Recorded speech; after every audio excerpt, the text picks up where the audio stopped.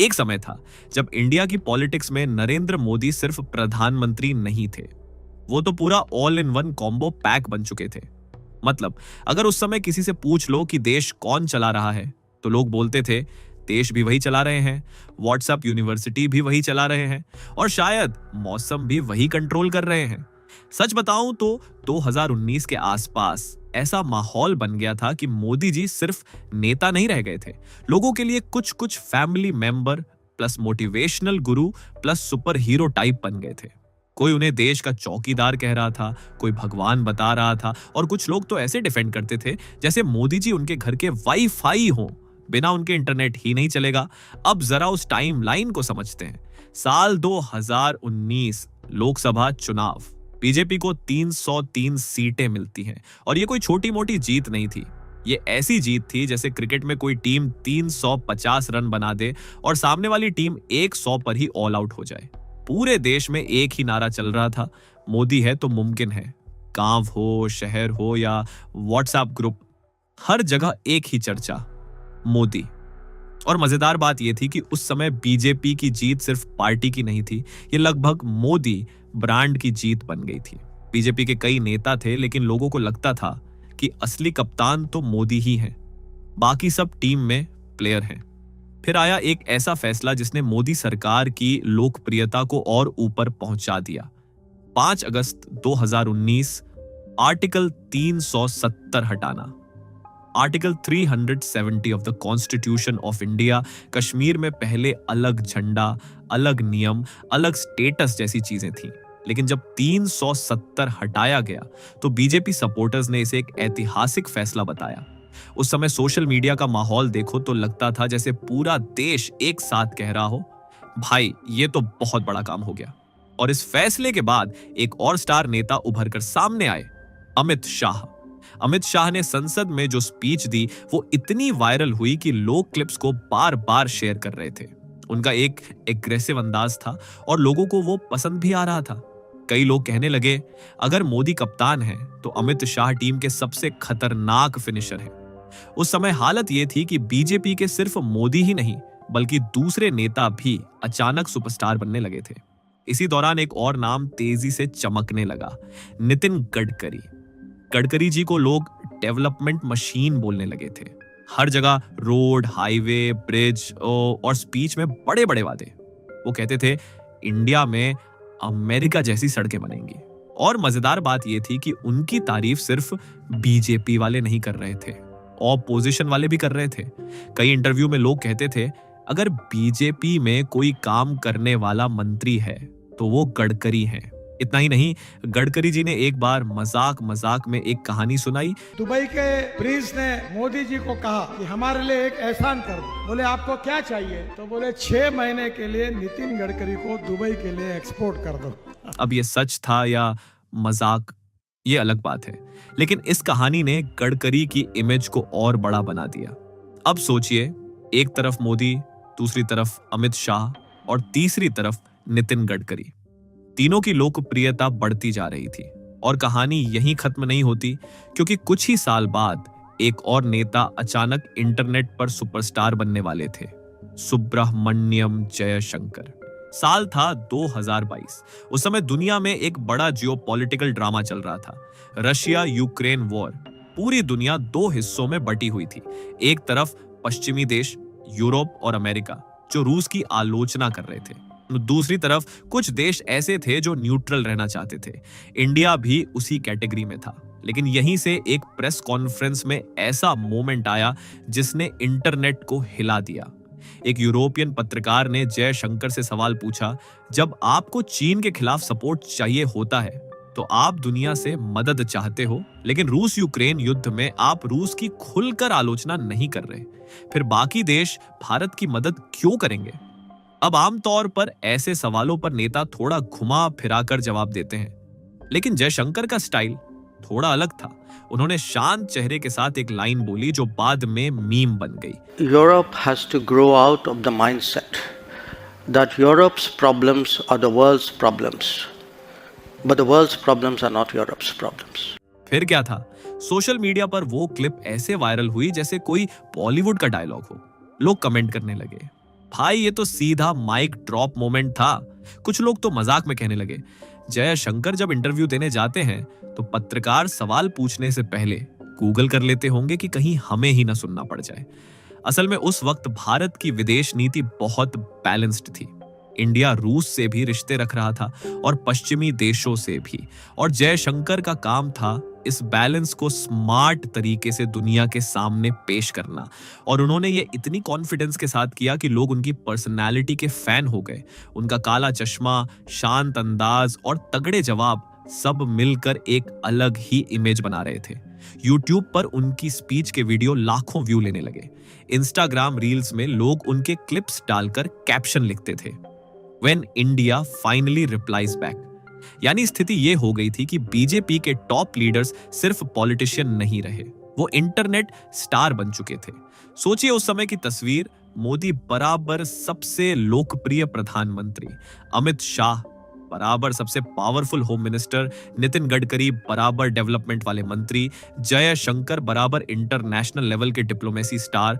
और मजेदार बात यह थी कि सिर्फ बीजेपी सपोर्टर्स ही नहीं, कई न्यूट्रल लोग और यहां तक कि विपक्ष के कुछ नेता भी गडकरी और जयशंकर की तारीफ कर रहे थे। ऐसा बहुत कम होता है कि किसी सरकार के इतने सारे नेता एक साथ लोकप्रिय हो जाएं। उस समय लग रहा था कि बीजेपी का पॉलिटिकल इंजन फुल स्पीड में चल रहा है और सामने कोई ब्रेक ही नहीं है। लेकिन राजनीति में एक नियम है, जब सब कुछ बहुत ज्यादा परफेक्ट लगने लगे तभी कहानी में सबसे बड़ा ट्विस्ट आता है, जब आपको लगता है कि सामने वाला खिलाड़ी गेम से बाहर हो चुका है और तभी वो अचानक कमबैक कर देता है। ऐसा ही कुछ हुआ 2022 के आखिर में। तभी एक खबर आती है कि राहुल गांधी एक लंबी पैदल यात्रा शुरू करने वाले हैं। इस यात्रा का नाम था भारत जोड़ो यात्रा। अब जब यह घोषणा हुई तो शुरुआत में कई लोगों ने इसे सीरियसली नहीं लिया। कुछ लोग बोले, अरे ये भी कोई पॉलिटिक्स है, पैदल चलने से क्या होगा। और सच बताऊं तो शुरुआत में मीडिया का भी लगभग यही रवैया था। भारत जोड़ो यात्रा कन्याकुमारी से कश्मीर तक करीब 4000 किलोमीटर की पैदल यात्रा थी। इतनी लंबी यात्रा सुनने में ही थकान लग जाती है। आप सोचिए, अगर हमसे कोई बोले कि भाई 4 किलोमीटर पैदल चल लो, तो आधे लोग बोल देंगे उबर बुक कर लेते हैं। लेकिन राहुल गांधी सच में पैदल चल रहे थे और धीरे धीरे यात्रा आगे बढ़ने लगी। पहले कुछ दिन मीडिया ने इसे ज्यादा कवर नहीं किया। कई टीवी चैनल तो ऐसे बिहेव कर रहे थे जैसे कुछ हुआ ही नहीं। लेकिन इंटरनेट का दौर है। सोशल मीडिया पर यात्रा की तस्वीरें और वीडियो आने लगे। राहुल गांधी लोगों से मिल रहे थे, छात्रों से बात कर रहे थे, किसानों से मिल रहे थे। धीरे धीरे उनके कुछ इंटरव्यू और स्पीच वायरल होने लगे। एक स्पीच में उन्होंने कहा, जिस राहुल गांधी को आप देख रहे हैं वो राहुल गांधी नहीं है, वो तो आपके दिमाग में बना हुआ इमेज है। अब इस लाइन पर इंटरनेट दो हिस्सों में बंट गया। कुछ लोग बोले ये क्या बोल दिया, और कुछ लोग बोले पहली बार ये आदमी इतने कॉन्फिडेंस से बात कर रहा है। यहीं से एक नया नैरेटिव बनना शुरू हुआ। लोग सवाल पूछने लगे, क्या सच में राहुल गांधी की इमेज जानबूझकर खराब की गई थी? क्योंकि अगर आप पुराने इंटरव्यू देखें तो 2010 से 2012 के कई इंटरव्यू में भी राहुल गांधी काफी शांत और मैच्योर तरीके से बात करते दिखते हैं। लेकिन 2014 के बाद सोशल मीडिया पर उनकी एक अलग ही इमेज बन गई, पप्पू वाली इमेज। और जब भारत जोड़ो यात्रा के दौरान उनकी नई स्पीचेस सामने आई तो कुछ लोगों को लगा कि शायद वो इमेज पूरी कहानी नहीं थी। यहीं से दूसरा बड़ा मुद्दा भी उठने लगा, मीडिया पर भरोसा। लोगों ने सवाल उठाना शुरू किया कि अगर इतनी बड़ी यात्रा हो रही है तो इसे टीवी पर ज्यादा दिखाया क्यों नहीं जा रहा। कुछ लोगों ने आरोप लगाया कि मीडिया सरकार के ज्यादा करीब हो गया है। अब ये आरोप सही थे या गलत, ये अलग बहस है। लेकिन इतना जरूर हुआ कि इस चर्चा ने मीडिया की विश्वसनीयता पर सवाल खड़े कर दिए। और राजनीति में जब नैरेटिव बदलना शुरू होता है तो उसका असर धीरे धीरे नेताओं की इमेज पर भी पड़ता है। 2023 तक आते आते कई लोगों को लगने लगा कि मोदी वेव पहले जैसी नहीं रही। और यहीं से बीजेपी के लिए असली चुनौती शुरू होने वाली थी, क्योंकि अगले साल आने वाला था लोकसभा चुनाव 2024। बीजेपी के लिए यह चुनाव बहुत महत्वपूर्ण था, क्योंकि पिछले कुछ सालों में नैरेटिव थोड़ा बदल चुका था। 2019 जैसी जबरदस्त मोदी वेव अब उतनी मजबूत नहीं लग रही थी। राजनीति में जब ऐसा होता है तो पार्टियां में एक बड़ा इमोशनल या आइडियोलॉजिकल मुद्दा सामने लाती हैं ताकि माहौल फिर से बन सके। और इसी समय एक ऐतिहासिक इवेंट हुआ, राम मंदिर अयोध्या। अयोध्या में राम मंदिर का उद्घाटन। ये एक ऐसा मुद्दा था जो दशकों से भारतीय राजनीति के केंद्र में रहा था। जब मंदिर का उद्घाटन हुआ तो बीजेपी सपोर्टर्स ने इसे एक ऐतिहासिक उपलब्धि बताया। कई लोगों के लिए यह सिर्फ एक मंदिर नहीं था, बल्कि एक लंबे राजनीतिक और धार्मिक आंदोलन का परिणाम था। लेकिन राजनीति हमेशा सीधी लाइन में नहीं चलती। मंदिर उद्घाटन के बाद भी जब चुनाव हुए तो बीजेपी ने सरकार तो बना ली, लेकिन 2019 जैसी भारी जीत नहीं मिली। अब सोशल मीडिया पर दो तरह की बातें होने लगी। पहला ग्रुप कह रहा था, देखो बीजेपी फिर से जीत गई, इसका मतलब लोग अभी भी मोदी को चाहते हैं। दूसरा ग्रुप कह रहा था, अगर सीटें कम हो गई हैं तो इसका मतलब वेव कमजोर हुई है, यानी जीत हुई। लेकिन बहस भी शुरू हो गई और इसी समय एक और मुद्दा सामने आने लगा, इंफ्रास्ट्रक्चर पर सवाल, खासकर उन प्रोजेक्ट्स पर जिनकी जिम्मेदारी थी नितिन गडकरी की। कुछ जगहों पर ब्रिज और सड़क प्रोजेक्ट्स को लेकर विवाद सामने आने लगे। कई रिपोर्ट्स और सोशल मीडिया पोस्ट में दावा किया गया कि कुछ ब्रिज गिर गए या खराब गुणवत्ता के बने थे। अब इंटरनेट का दौर है, एक ब्रिज गिरा और अगले दिन सोशल मीडिया पर मीम तैयार। लोग मजाक में लिखने लगे कि ये ब्रिज इतना जल्दी गिर गया कि गूगल मैप भी अपडेट नहीं कर पाया।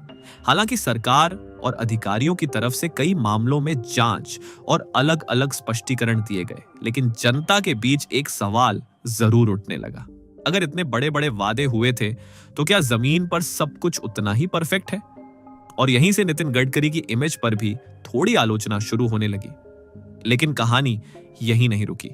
इसी समय एक और बड़ा मुद्दा सामने आया, ईंधन नीति और एथेनॉल ब्लेंडिंग। सरकार ने पेट्रोल में एथेनॉल मिलाने की नीति को तेजी से आगे बढ़ाया।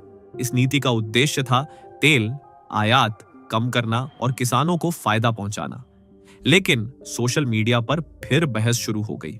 कुछ लोग बोले ये अच्छा कदम है, इससे किसानों की आय बढ़ेगी, और कुछ लोग बोले अगर पेट्रोल की कीमत कम नहीं हुई तो फायदा कहां गया। इसी बहस के दौरान कई पुराने वीडियो और बयान भी वायरल होने लगे। अब इंटरनेट का नियम है, पुराना क्लिप प्लस नया विवाद बराबर वायरल कंटेंट। और धीरे धीरे यह आलोचना सिर्फ एक मंत्री तक सीमित नहीं रही।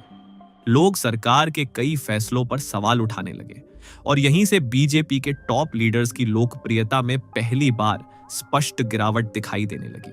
कहानी पहुंचती है 2025 से 2026 के आसपास, और यहीं से वो फेज शुरू होता है जहां सोशल मीडिया, न्यूज और पॉलिटिक्स तीनों मिलकर एक ऐसा माहौल बनाते हैं जिसमें नेताओं की इमेज बहुत तेजी से बदलने लगती है। सबसे पहले बात करते हैं दिल्ली की राजनीति से जुड़े एक बड़े केस की, जिसमें नाम जुड़ा था अरविंद केजरीवाल का। कुछ सालों तक चलने वाले एक कानूनी मामले और गिरफ्तारी को लेकर देश में काफी बहस हुई। समर्थकों का कहना था कि यह राजनीतिक कार्रवाई है, जबकि दूसरी तरफ सरकार और एजेंसियों का कहना था कि जांच जरूरी है। बाद में अदालत के फैसलों और कानूनी प्रक्रिया के बाद जब मामला फिर चर्चा में आया तो सोशल मीडिया पर एक नया नैरेटिव बन गया। लोग सवाल पूछने लगे, क्या राजनीतिक लड़ाई में एजेंसियों का इस्तेमाल हो रहा है? अब राजनीति में आरोप प्रत्यारोप तो हमेशा चलते रहते हैं, लेकिन इंटरनेट के दौर में हर चीज तुरंत वायरल बहस बन जाती है, और यही हुआ। इस केस ने बीजेपी और विपक्ष के बीच टकराव को और तेज कर दिया। इसी समय दिल्ली की नई सरकार में रेखा गुप्ता का नाम भी चर्चा में आने लगा, लेकिन सोशल मीडिया पर कई लोग ये भी कहने लगे कि असली फैसले ऊपर से होते हैं और नेता सिर्फ फेस होते हैं। अब यह धारणा सही है या नहीं, ये अलग बहस है, लेकिन राजनीति में पब्लिक परसेप्शन बहुत मायने रखता है। और इसी दौरान एक और बड़ा मुद्दा सामने आया, भारत की विदेश नीति पर सवाल। 2026 में जब ईरान और इजराइल के बीच तनाव बढ़ा और अमेरिका की भूमिका पर बहस शुरू हुई, तब कुछ लोगों ने पूछा कि भारत की सरकार इस मामले पर खुलकर क्यों नहीं बोल रही। इस सवाल के साथ ही चर्चा फिर से पहुंच गई सुब्रमण्यम जयशंकर पर, जो नेता कुछ साल पहले अपनी तेज डिप्लोमेसी के लिए सोशल मीडिया स्टार बन चुके थे। अब उन्हीं से लोग पूछ रहे थे, भारत का स्टैंड क्या है। राजनीति में यही सबसे दिलचस्प चीज होती है।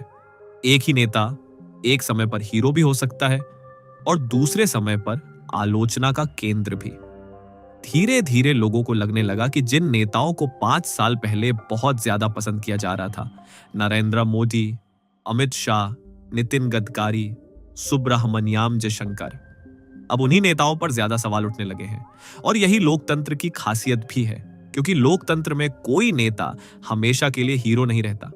जब फैसले अच्छे लगते हैं, लोग तारीफ करते हैं।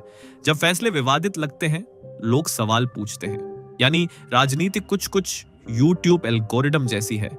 आज आप ट्रेंडिंग में हो, कल लोग कमेंट में लिख सकते हैं, भाई पहले वाला कंटेंट अच्छा था।